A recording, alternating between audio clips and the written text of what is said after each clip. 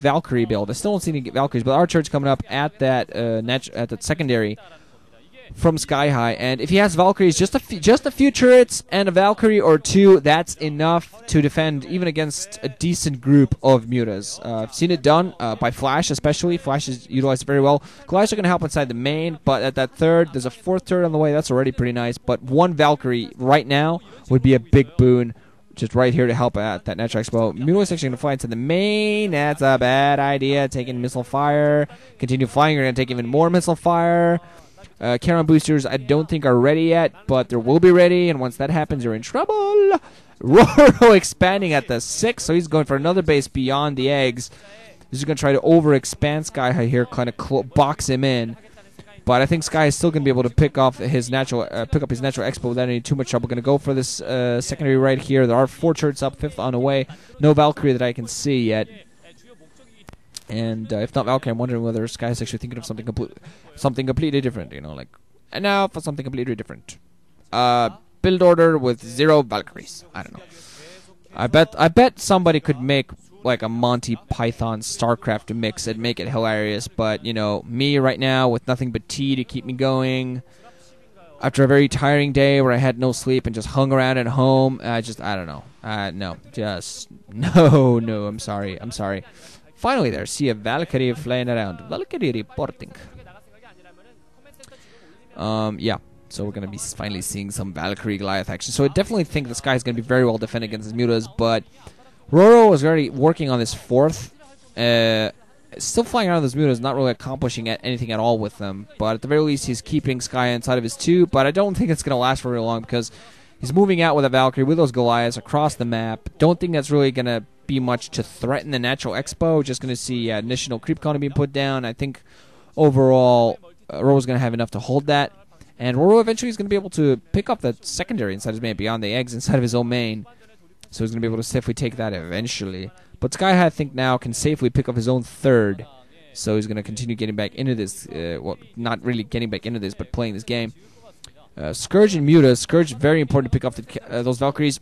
Will it be enough to get him back into this, to kind of win the game for him, to do enough damage, to make the bases he's picking up significant? I don't know. Might be. He has that Carapace 1 upgrade. That's big. And he's getting quite a large number of mutalisks, so he is definitely thinking about engaging those Goliaths on the ground. If you have a large enough number of mutalisks and you make sure that the Valkyries aren't a threat, they could be a factor. One mutal coming in here, spotting out the defenses, getting a scout on everything, seeing what's going on, sacrificing its life for the swarm and all that. A couple of Valkyries, Lieutenant Commander. Lieutenant Commander Valkyries.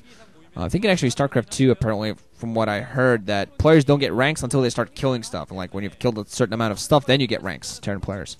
I assume you maybe like start. I mean, who the hell is gonna let a private pilot, you know, a Thor? Really?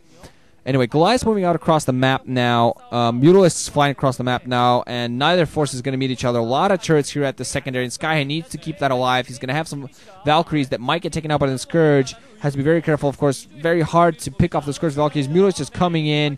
Not enough turrets. Huge number of mutalisks. Goliaths are still streaming across the map. Valkyries are there, but they're, yeah, CV's being pulled off the line, and the Scourge is ready for those Valkyries. Valkyries, to be very careful. Often enough, when you try to fire at those Scourge, just their missiles just kind of bug out, nothing happens. He's trying to trap them so they can fly back into turrets, but it's going to be forced to sacrifice something.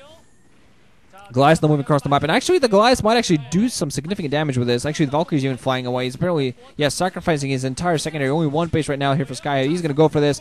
He needs to break this. He might have enough. He has weapons 1 on this. Is going to be able to take this down. There are not that many mutalisks in there to help him, though. Also picking up some of those Scourge. It's going to help when those Valkyries come in to support even more Goliaths. 4 Valkyries, so it's going to help him rip through these mutalisks. Is this going to be enough? Some Scourge coming in, still keeping all of his Valkyries alive. Finally now going to lose a couple of his Valkyries. A bunch more mutalisks now flying in. Does not have the Valkyrie number he had earlier on, but he needs to continue marking his Goliaths. Is this going to be enough? Way too many mutalisks, I think, for sKyHigh here. Not going to be able to handle this.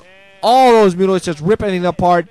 I'm wondering whether this entire game, whether sKyHigh even knew about that 6 o'clock base at all, because RorO has been mining on 4. sKyHigh now only has 1.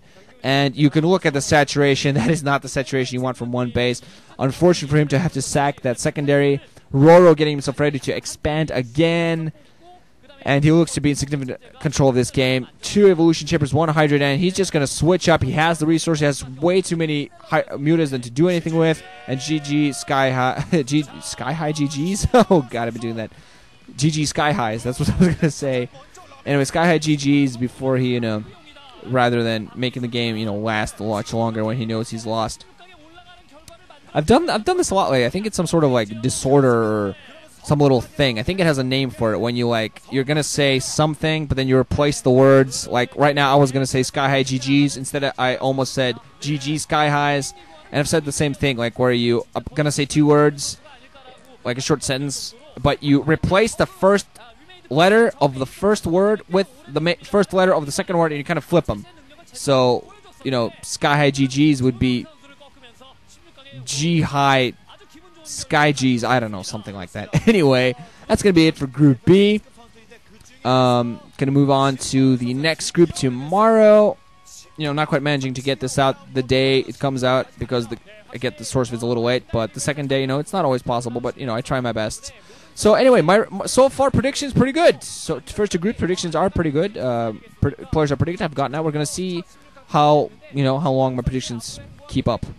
Probably not for too long. Probably jinxed it already. GG, guys. Right now, listening. Hope you enjoyed. See you guys tomorrow.